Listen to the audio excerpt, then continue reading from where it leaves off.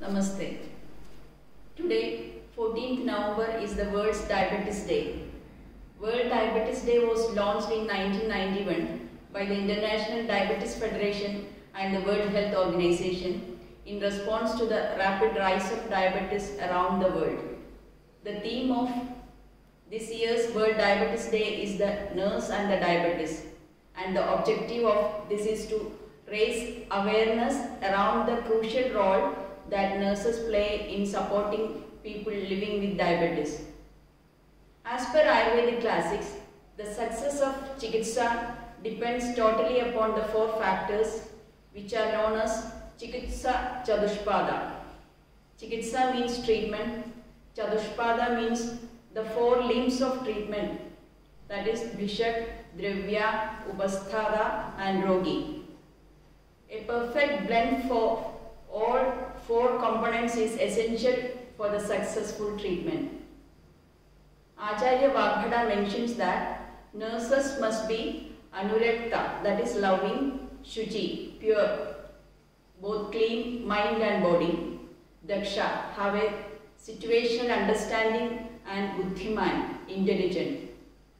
As the number of people with diabetes rises across the world, the role of nurses and other health professionals become increasingly important in managing the impact of the condition. Today, India is considered as the diabetes capital of the world.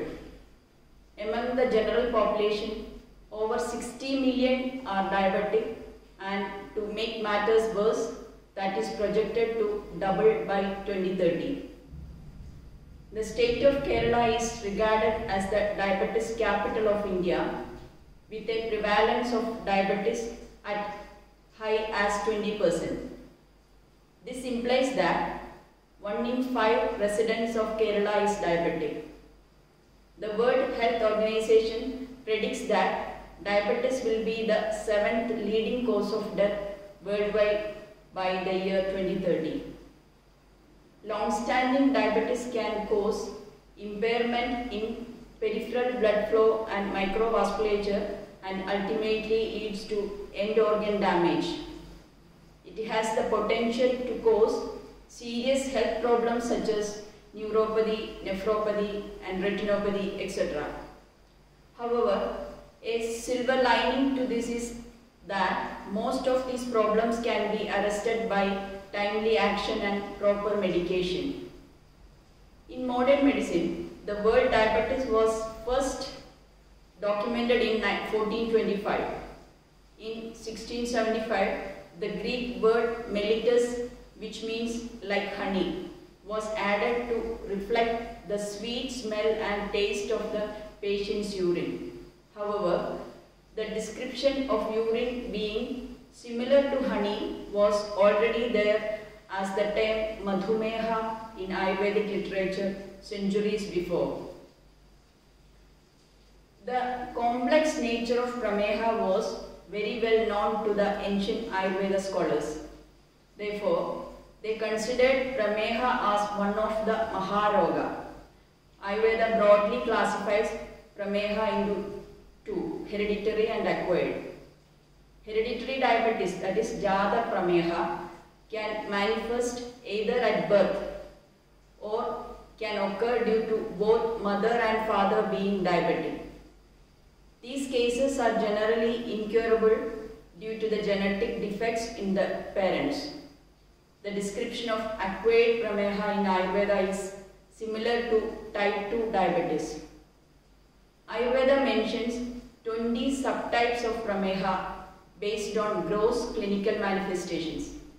There are 10 subtypes of Kabhaja Prameha, 6 subtypes of Pittaja Prameha and 4 subtypes of Vataja Prameha.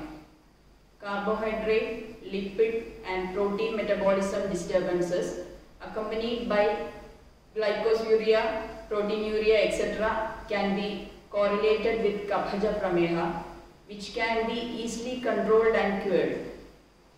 The inflammatory, lipid and blood abnormalities are in line with the description of Pittaja Prameha, which can be managed. The advanced stage of the disease with metabolic disturbances associated with loss of immunity, correlates with type 2 diabetes and can be considered as Vataja Prameha. Vataja Prameha is considered incurable in Ayurveda but can be controlled by following proper diet and regimen. According to Ayurveda, the line of treatment of Prameha is strictly based on the following parameters. That is the Prakriti, that is the body constitution of the patient, dosha predominance of the disease, Dushya Visheshan, then obstruction in channels, Ahara and Vihara, that is food and regimen, hereditary and psychological factors. The line of treatment is decided according to the type of diseases after grouping the patients into Prakriti. Ayurvedic line of treatment starts from the correction of Medo Dhavu Dushti, which is responsible for further pathophysiology of Prameha. The role of Ahara and Vihara is equally important in diabetes to control blood sugar levels and prevent complications of the disease. The usual treatment plans includes Ahara, diet and Vihara, regimen. Then Aushadha, medicine and Vyayama, exercises. Coming to Ahara, many of my patients ask me to advise them as to what can be taken rather than what cannot be taken. These are some of the food items that can be taken by the diabetic patient according to Ayurveda. That is cereal, barley, wheat, Puranashali, that is old rice 1 year after harvesting. In fruits, you can have jambu, then that is navel, pomegranate, wood apple, lemon, etc. All bitter vegetables like medika, that is fenugreek leaves and seeds, bitter gourd, drumstick, ash gourd, cucumber, etc. can be taken.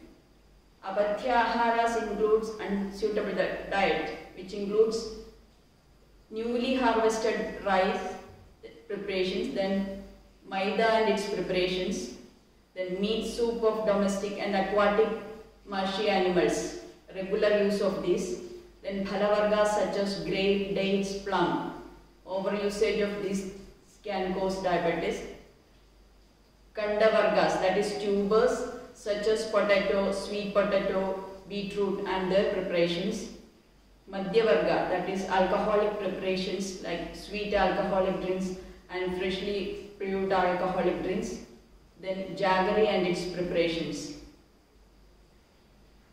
In Vihara, it is always good to impact yoga into your life. Certain yogasanas and pranayamas are found to be very much beneficial in controlling Prameha, such as Viparita Karani, Bhujangasanam, Dhanurasanam, Mandukasanam, Arthamatsya Asanam, Paschimothasanam, Artha Ushtrasanam.